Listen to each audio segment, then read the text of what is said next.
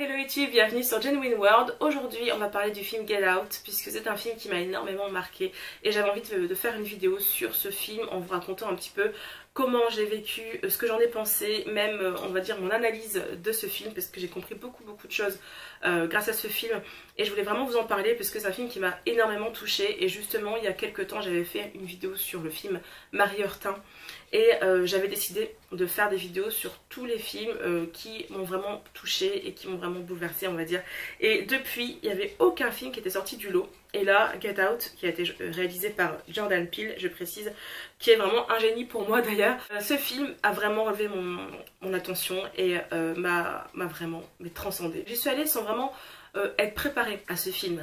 Et croyez-moi, je ne sais pas si vous l'avez encore vu, si vous l'avez déjà vu, pardon, mais vraiment c'est un film qui est prenant. Alors, il y a des personnes qui ne l'ont pas aimé, ce que je comprends totalement, mais moi personnellement pour moi c'est le meilleur film de l'année et d'ailleurs c'est un film qui est très rentable puisqu'il a vraiment récolté je ne sais combien de fois plus que l'investissement en fait qu'il a demandé, donc c'est un film qui a vraiment cartonné au box office et je trouve qu'il le mérite amplement. Dans cette vidéo il y aura beaucoup de spoilers puisque j'ai envie vraiment de vous expliquer mon ressenti et vraiment tout ce que j'ai compris de ce film. Donc, en fait quand je suis sortie de la salle j'étais vraiment mal, j'étais angoissée, j'étais pas bien, donc il y a plusieurs personnes qui ont d'ailleurs dit qu'ils avaient ressenti la même chose. Donc je vais planter le décor, donc vous devez savoir si vous avez vu d'autres vidéos sur le film ou même si vous avez regardé la bande-annonce. Donc en fait on va parler de Chris qui a été interprété par Daniel Kaluuya, excellent acteur d'ailleurs, et donc on parle également donc de sa copine dans le film qui s'appelle Rose, qui a été interprétée par Allison Williams. Donc en fait ces deux personnes, donc Chris qui est noir et sa copine qui est blanche, se rendent pour un week-end à la campagne chez les parents de la demoiselle, puisque ça fait quelques mois qu'ils sont ensemble et donc ils ont envie. C'est surtout la demoiselle qui propose à son copain d'aller rencontrer les parents. Donc ça commence vraiment, on va dire, déjà par une scène qui est assez spéciale et que j'ai eu beaucoup de temps en fait à comprendre. Donc déjà ça commence par une scène qui a rien à voir en fait avec l'intrigue, enfin si, mais bon, qui a rien à voir avec les personnages principaux on va dire, plus ou moins, en tout cas pas en apparence. Et donc il s'agit d'un jeune homme qui se balade dans un quartier on va dire dit blanc, où une majorité de blancs vivent je suppose, et il se balade la nuit dans ce quartier, il a très peur et en fait finalement il finit par se faire enlever, on ne sait pas ce qui lui arrive mais apparemment c'est quelque chose d'assez grave qui lui arrive, c'est mon analyse personnelle. Cette scène aide en fait à vraiment rentrer dans l'ambiance du film qui va être très oppressante et très angoissante, et ça permet je trouve aux téléspectateurs de se mettre vraiment à la place en fait d'une personne noire ou d'une personne racisée, donc cette peur qu'on peut ressentir parfois, pas seulement aux États-Unis, parce qu'il n'y a pas qu'aux États-Unis qu'il y a, on va dire, des formes de discrimination ou qu'il y a des problèmes en fait avec les noirs, hein, nous sommes d'accord. Bref, tout ça pour vous dire que ça commence vraiment par une scène qui je trouve qui est assez malaisante, on va dire. Et on arrive ensuite sur le couple et donc on se rend compte que Chris est très angoissé à l'idée de partir vers les parents de sa copine. Je pense que, enfin en tout cas c'est ce que j'ai compris, qu'il a l'habitude de subir des discriminations ou bien qu'il a l'habitude d'être rejeté ou voilà, de ne pas être accepté. Et il pose des questions à son amie, il essaye de creuser mais elle lui dit non je te rassure tout va bien, tu vas vraiment être accepté, mon père il aime bien Obama, de toute façon voilà il est pas du tout raciste etc. Enfin je sais pas comment elle le dit mais en tout cas elle le rassure énormément. Et sur la route, donc ils y vont en voiture sur une route de campagne un petit peu isolée, ils vont renverser une biche, je crois que c'est une biche, et en fait on voit en fait que l'acteur, donc Chris, est très bouleversé par cet accident. Donc on voit que la biche agonise sur le bas-côté de la route. C'est un détail qui n'est pas du tout à négliger puisque ça représente énormément de choses. Donc là je vais vraiment spoiler. Ça représente, on va dire, la tristesse que Chris a ressentie lorsque sa mère est décédée il y a bien longtemps, parce que sa mère est décédée lorsque Chris est enfant. Et on va dire qu'elle est morte d'un accident, il n'a pas pu l'aider à l'époque, pour des raisons ou une autre, hein, je vais pas tout vous raconter, mais je pense que ça fait référence à ça. Et ce que j'ai ressenti aussi, c'est que c'était comme, on va dire, un mauvais présage en fait. On va dire qu'il se sent pas bien à l'idée d'aller là-bas, il y va quand même, et finalement il se passe quelque chose d'assez grave. Et c'est comme si en fait ça annonçait ce qui allait peut-être lui arriver plus tard, mais là ça m'a permis de comprendre directement qu'il allait lui arriver quelque chose de grave. Et en fait, voilà, ils se font arrêter tous les deux par donc, le policier, enfin arrêter, je pense que c'est parce qu'ils appellent pour signaler l'accident Donc finalement le policier demande la carte d'identité du jeune homme ou le permis de conduire du jeune homme. Mais sa copine dit non non, de toute façon c'est pas lui qui conduisait. Voilà, on voit qu'elle défend énormément son petit copain. Et on ressent en fait comme un malaise, et Chris qui a l'habitude d'être contrôlé, qui a l'habitude d'être soupçonné, on va dire veut se plier en fait à la... comment dire, à la demande du policier, mais Rose n'est pas de cet avis. Donc là pareil, on a vraiment une scène, une personne qui a l'air tout à fait justement innocente, donc c'est la copine hein, Rose, qui défend son amie, qui n'a pas du tout l'air raciste et qui a l'air vraiment au contraire solidaire en fait. Et finalement vous allez comprendre par la suite que c'est pas forcément le cas. Donc ils arrivent dans la maison, une très très grande maison, une maison je pense qui est d'ailleurs de couleur très claire, voire blanche. Pour moi cette maison, avec du recul, elle représente, on va dire, la société actuelle ou bien certaines institutions qui sont vraiment fréquentées que par des blancs ou quasiment que par des blancs. Donc les parents de Rose sont blancs, on peut s'en douter. Et ces deux parents-là, donc ce sont, on va dire, les maîtres de maison. Donc pour moi, ce que je comprends dans cette image, c'est vraiment voilà, les personnes de couleur blanche, les personnes caucasiennes qui dominent, on va dire, ce monde, cette institution. Et Chris qui arrive dans ce monde, il a beau être accompagné d'une personne blanche, il se sent un petit peu mal à l'aise dès le départ, puisque le père en fait vraiment 3 tonnes. On va dire on dirait que depuis le départ, il cherche à se justifier et à montrer qu'il n'est pas raciste et à montrer qu'il adore Chris avant même de le connaître. Et on peut constater que les domestiques, donc il y a un homme et une femme, sont noirs. Et donc Chris est assez choqué par ça. Et on va comprendre, enfin moi personnellement j'ai compris par la suite pourquoi ils ont choisi de mettre des domestiques noirs. Et pourquoi en fait ces domestiques là ne disent rien, ne font rien, pourquoi ils ont l'air d'être vraiment bien intégrés, on va dire, à la vie de famille, et d'être très à l'aise dans cette maison. Enfin être à l'aise, c'est un bien grand mot. Bref, donc en fait Chris se sent, on va dire, un petit peu mal à l'aise, mais on va dire qu'il est quand même un petit peu rassuré parce qu'au moins en apparence ça se passe bien. Et un peu plus tard, il y a un dîner organisé par les parents avec le frère de Rose qui tourne assez mal, et le frère justement énonce des propos qu'on peut qualifier de racistes. On sent Chris qui est très mal à l'aise, qui n'ose pas trop se défendre parce qu'il est en minorité, il n'a pas envie de se faire mal voir. Et le frère devient très agressif, et finalement comme il a bu, bon voilà, ça passe surtout pour, on va dire, une petite crise lambda, et les parents freinent le frère, et donc finalement ça se termine plutôt bien, puisque Chris a une discussion avec sa copine par la suite, et elle lui dit oh mais ne t'inquiète pas, voilà, en gros elle le rassure encore une fois. Donc là je vais accélérer un petit peu le récit, je vous plante le décor parce que justement ce sont des, on va dire, des faits qui sont assez insidieux, mais que moi j'ai pu connaître dans ma vie, pas forcément dans le même cadre voilà, d'un couple mixte ou pas du tout, mais on va dire ce genre de petites remarques qu'on te fait sur ta façon, enfin sur ton physique, sur tes origines. Je me suis sentie vraiment happée par le film, et en fait par la suite on découvre que la maman, par la suite même dès le début on découvre que la maman est hypnothérapeute, elle est même psychiatre, psychologue. Désolée, ça fait quelques mois que j'ai pas vu le film, donc il y a peut-être des choses qui m'ont échappé, mais c'est ce que j'ai retenu en tout cas. Et la maman justement propose à Chris de se faire hypnotiser pour justement l'aider à arrêter de fumer. Et elle arrive la nuit, je pense la première nuit ou la deuxième nuit, elle arrive à coincer Chris en fait, alors il veut sortir je crois pour fumer justement.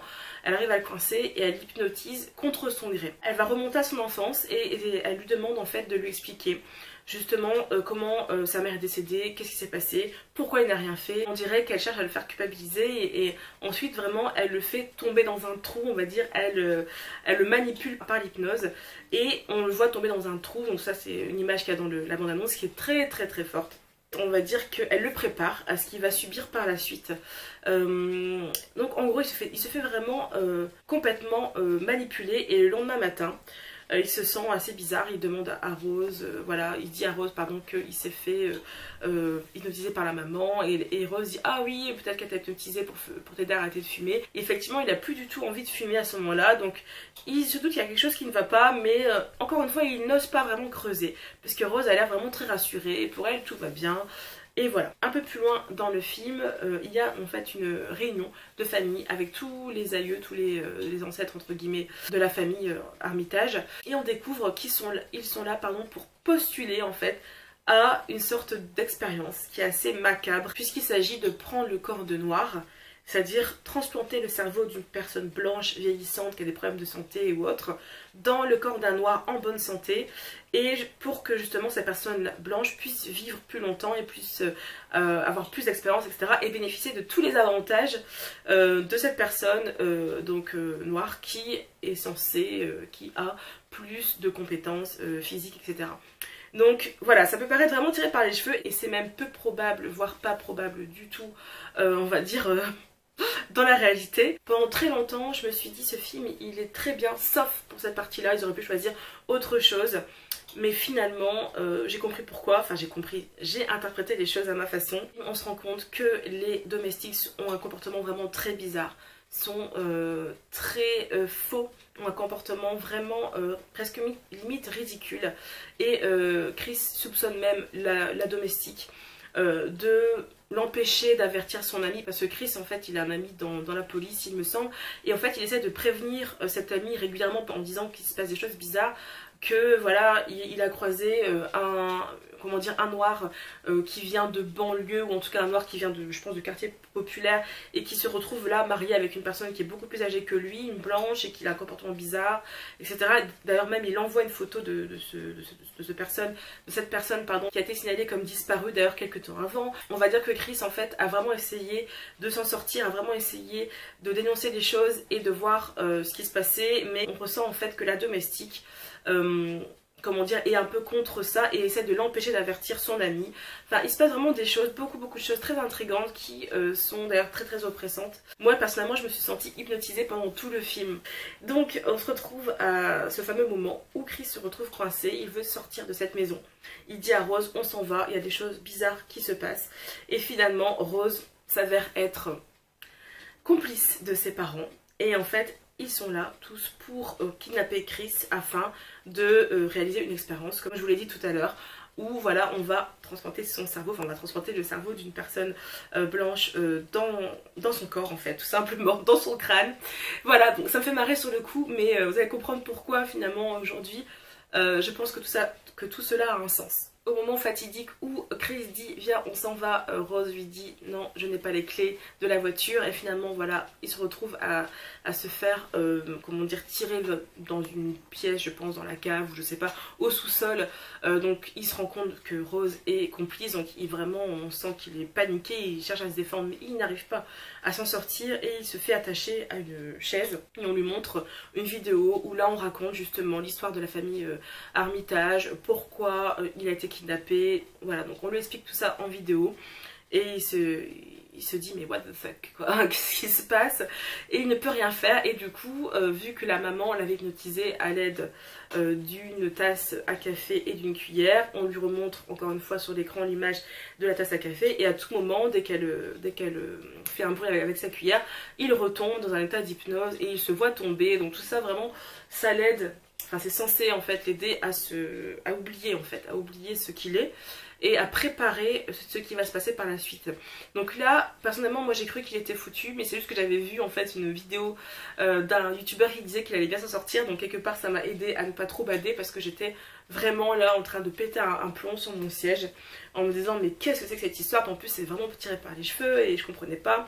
Et là on voit que donc ils ont choisi une personne d'ailleurs qui est aveugle, une personne qui est assez âgée, qui sont en train de le préparer, donc ils découpent son crâne, ils enlèvent son crâne, voilà. Et au moment où en fait où ils viennent chercher Chris pour l'opérer, en fait Chris là va révéler une force surhumaine, une force extraordinaire, et va on va dire tuer, dans un premier temps casser la gueule du frère en fait, donc le fameux frère raciste.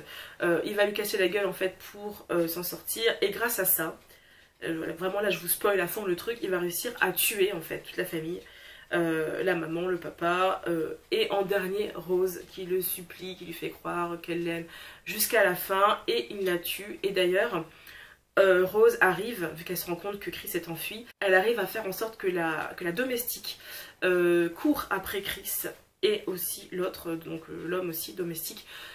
Pourquoi? Parce qu'en fait les cerveaux des grands-parents de cette femme, donc les parents des maîtres de maison, sont dans le corps des domestiques en fait. Et là pareil pour moi ça a un sens. Je vais vous expliquer juste après. Donc en fait finalement il arrive grâce à une certaine technique avec son portable, je vous spoil pas tout, à faire en sorte que l'homme domestique en fait l'aide entre guillemets, l'épargne on va dire, et il arrive du coup à tuer la dernière, donc Rose, et le domestique par contre lui se suicide. Et finalement, une fois qu'il se retrouve dans un bain de sang, voilà, par terre, il y a son ami, donc le fameux ami qui est dans la police, qui arrive en voiture. Et justement on entend d'abord les sirènes, donc on s'imagine peut-être que c'est la police qui arrive pour comment dire, arrêter Chris, et finalement non, c'est son ami qui vient l'aider. Et ça se termine comme ça, d'ailleurs sur une blague un peu bizarre, voilà, parce qu'il y a un peu d'humour dans le film d'ailleurs. Chose que j'ai appréciée parce que ça détend l'atmosphère, mais chose que j'ai pas forcément adoré, puisque moi j'étais vraiment angoissée, j'étais vraiment dans le truc et j'avais envie de leur dire mais arrêtez de rigoler, c'est grave quoi, vraiment. Bref, pourquoi ont-ils choisi ces personnes âgées qui prennent la place des noirs, on va dire qui vivent dans le corps des noirs, etc. Pour moi, ces personnes-là âgées représentent les ancêtres potentiels de ces personnes noires, parce qu'il y a des personnes noires qui ont des ancêtres blancs. Ça représente aussi pour moi les esclavagistes, on va dire les personnes, les suprémacistes dans le temps, on va dire, mais il y en a encore aujourd'hui, vous le savez. Ce que j'ai compris, c'est que ces personnes noires sont, en fait, sont endormies, donc ceux qui ont déjà le cerveau des blancs dans leur crâne.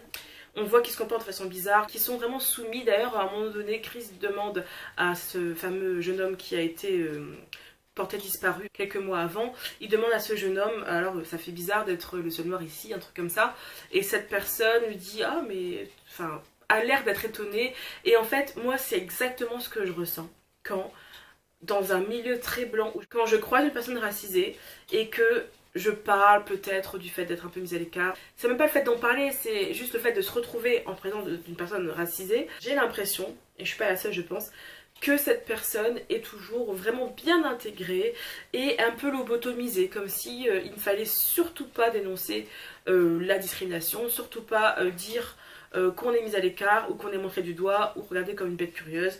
Voilà, moi c'est ce que je ressens en fait énormément au quotidien, et même c'est ce que j'ai vécu quasiment toute ma vie. Je dis pas que c'est le cas de tous les noirs, mais voilà, moi je suis tombée dans des milieux, on va dire, j'ai vécu dans un endroit, dans une ville qui était vraiment en très très grande majorité habitée par des blancs. D'ailleurs, je pense qu'on était la seule famille, ou peut-être la deuxième famille de noirs dans toute une ville.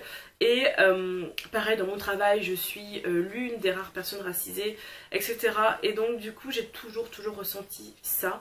C'est-à-dire ce manque de soutien de la part des personnes racisées, comme si elles étaient vraiment dans un système, mais finalement elles ne se rendaient même pas compte, puisqu'elles étaient vraiment dans un rôle en train de répéter, limite même perpétuer, comment dire, ce qu'on leur a inculqué, c'est-à-dire le rejet des personnes racisées. Elles-mêmes limite parfois se retrouvent à rejeter leurs congénères ou des personnes qui sont aussi en minorité ethnique ou autre, et voilà. Et ce que je ressens, c'est que ces personnes donc qui ont le cerveau déjà implanté, donc c'est vraiment le cas du jeune homme qui a été porté disparu. Pareil pour les domestiques, c'est voilà, pourquoi le cerveau d'une personne blanche, c'est parce que ces personnes sont habitées par l'esprit d'oppresseur, et du coup ils ont ces idées là aussi, et ils font comme si c'était normal, comme si tout était normal et que le système leur convenait. Voilà, enfin moi c'est mon interprétation. Est-ce que vous êtes d'accord? Dites-le moi en commentaire si vous avez vu le film. Et ce que j'ai ressenti aussi, c'est que effectivement quand on voit Chris arriver dans la maison, on a l'impression que tout se passe bien. Dans les faits réels, au début, il ne se passe rien de grave. Il ne reçoit aucun propos injurieux. Il est justement très bien accueilli. Et c'est ce qui m'est arrivé maintes et maintes fois dans les endroits où manifestement il y avait plusieurs racistes, puisque bien sûr on a rarement la preuve qu'une personne est raciste, puisque rares sont les personnes racistes qui l'énoncent clairement et ouvertement. Enfin, à Charlottesville, dernièrement, oui, il y a eu bien sûr effectivement des manifestations de personnes racistes et suprémacistes. Et ce que je veux dire, c'est que moi en tout cas dans mon quotidien, j'ai rarement vu des personnes racistes dire clairement qu'ils étaient racistes. Ça arrive, mais ces personnes, on va dire, le font passer pour de l'humour ou autre habituellement. Et donc ce que j'ai ressenti comme le héros, en fait, c'est cette impression-là d'être très bien accueilli.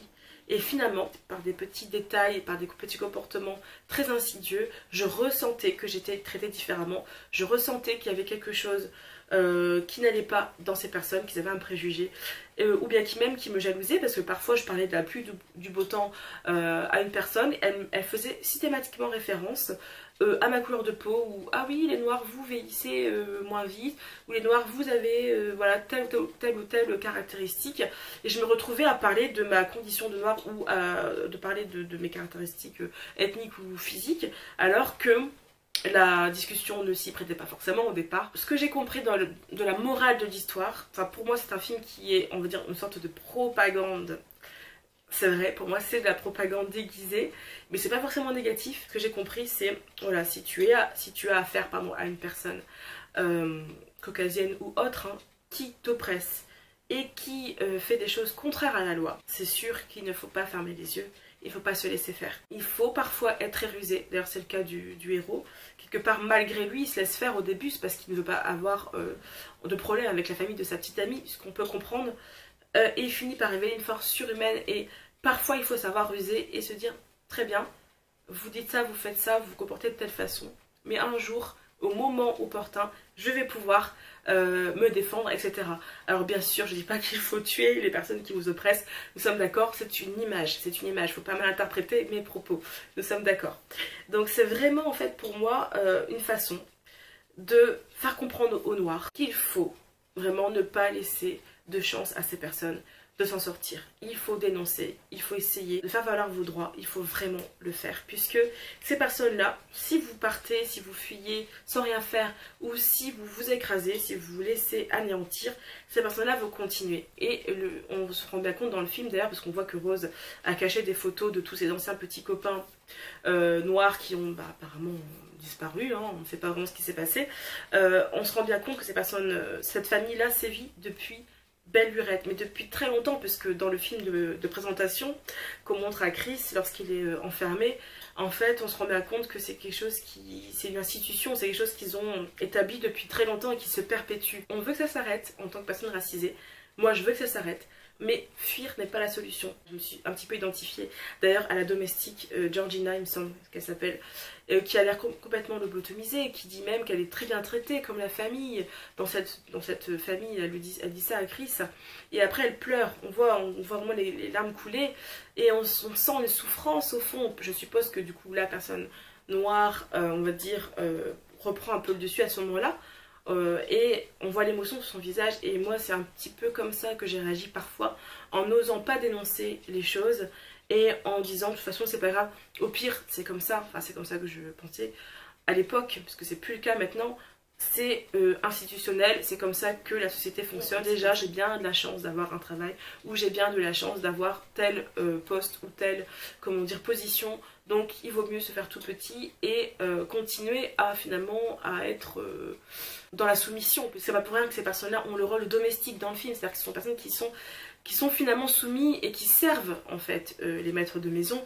Et moi c'est un petit peu comme ça que je me suis sentie plein de fois dans ma vie. Pour moi c'est vraiment un film qui peut vraiment aider les personnes non racisées à comprendre pourquoi avec certaines phrases ou avec certains comportements ils peuvent induire du racisme, ou ils peuvent vraiment montrer finalement qu'ils sont racistes ou quoi. Enfin pourquoi des fois on a l'impression d'être discriminé, et pourquoi parfois on se plaint de racisme alors que finalement il s'est rien passé de grave, ou voilà. Pourquoi? Parce que déjà de une il faut prendre en compte le passé de la personne racisée qui est souvent en souffrance ou qui a souffert dans le passé, et il faut prendre conscience aussi que des petits détails cumulés font qu'on se sent mal en fait, qu'on se sent oppressé, et qu'on se sent discriminé. On va dire un racisme institutionnel, c'est ça que ça représente, cette grande maison blanche.